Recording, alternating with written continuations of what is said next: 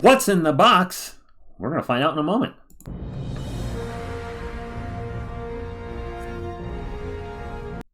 Hey everybody, welcome to Philobox Comics. My name is Rich, and I just won my first auction ever from Heritage Auctions.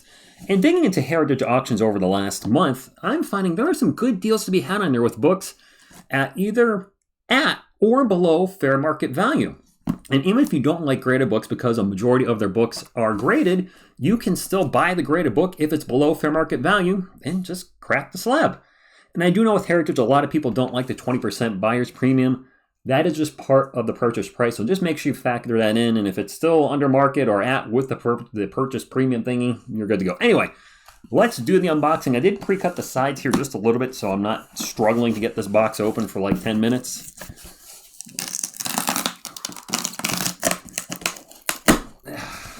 Oh, what was that? Oh! Popcorn! Whee! Let's see how well they package things. So there is some popcorn.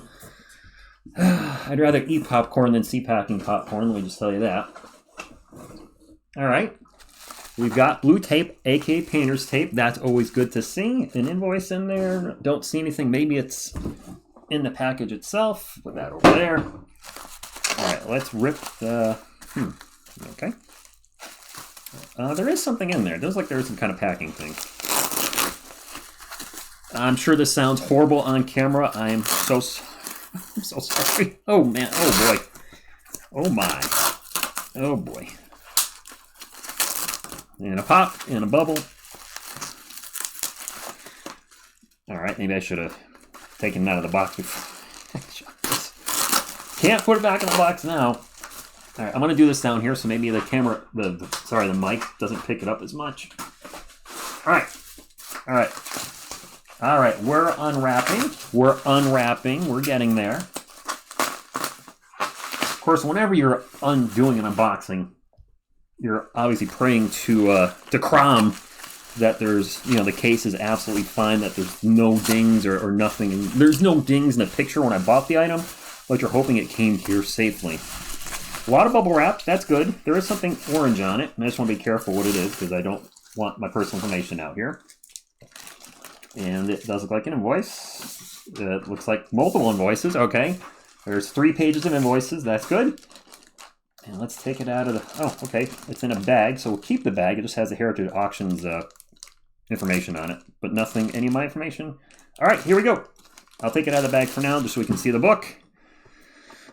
Dun, dun, dun, dun, dun. This is Incredible Hulk 102, the first issue of the Incredible Hulk. The first real issue is #1. He had a short series from issue 1 to 6, then jumped over from 2 Tales to Astonish from issue 59 to 101, and then got his own title again in Incredible Hulk number 102. Sorry for the glare. CGC books always have a ton of glare. It's a 9, as you can see, with white pages. It does have that new case where it just feels a little loosey-goosey. Doing a close inspection of it, I looked at it, of course, online. I agreed with the 9 when I saw it, and looking at it here, yeah, this presents really well, which is always the key. So there it is again. But there's something special about this book. You look here, let's see if we can zoom in here. On the top there, it says, the Bob Gale Back in Time Collection. If you're not familiar with Bob Gale, he was one of the writers with Robert Zemeckis on Back to the Future 1, 2, and 3. So doing a little research, I believe he owned this book at one time, which is kind of cool. Knowing that somebody in Hollywood, a celebrity, maybe not a huge celebrity per se, but somebody involved, of course, in a franchise I have loved ever since I was a little kid, to know that he likely owned this book, yeah, that's pretty cool. As far as the cover art, I looked it up, and it's obviously on the CGC slab here. It says Marie Severin and George Tosca art. Or sorry, Marie Severin and Frank Giacoia. I'm not familiar with him. Honestly, I'm not too familiar with Marie Severin either, which is crazy because this Hulk cover has been one of my favorite Hulk covers my entire life. That scene of the Hulk just transforming back into Banner. The greens are just so freaking solid.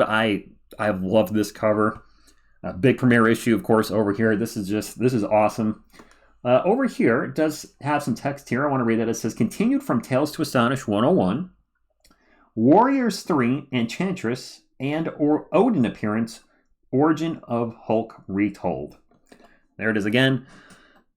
And the crazy thing is, I didn't notice this originally on my own CGC books, but a large percent of them, even the older ones, even the ones that are a little lower graded, the majority are white pages. And white pages is good because that means Father Time has done almost nothing in regards to aging of the book.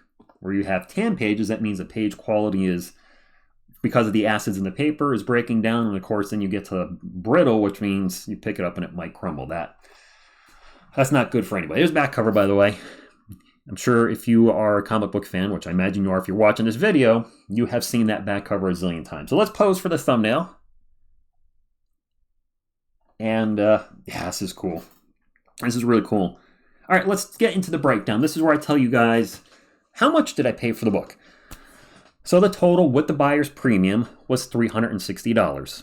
Doing some research on Heritage, and I don't have any of the pay apps, so maybe I did overpay for the book. I don't know. The last white pages sale on Heritage went for $432. Of course, comics are down a little bit right now. I'm sure they'll bounce back, hopefully at some point. And even if they don't, if they keep continuing a little downward trend, I am a collector, not an investor, not a reseller. So if I can get books that I love or have always wanted, or both, of course, or books that fill the PC, the personal collection, then if they're a little cheaper now, hey, that's just a bonus. But I thought $360 was a pretty good price for a 9.0 with white pages. And it's unique, part of the Bob Gale Back in Time collection. There are other Bob Gale Back in Time collection items on Heritage, but that was just really a bonus. I'm like, you know what? That's cool. There's a little story there. As far as my first experience with Heritage, I do want to talk about that. It was a little slow to get get it to be shipped. Now with Heritage, you do have the option of paying via electronic check, electronic funds transfer, which I did. You also have the option, and I don't remember what the app is, where you can put your bank account in and it'll clear much quicker, almost no delay as opposed to a 7-day delay. But you have to put in your bank, and I've read it's safe, but your username and password.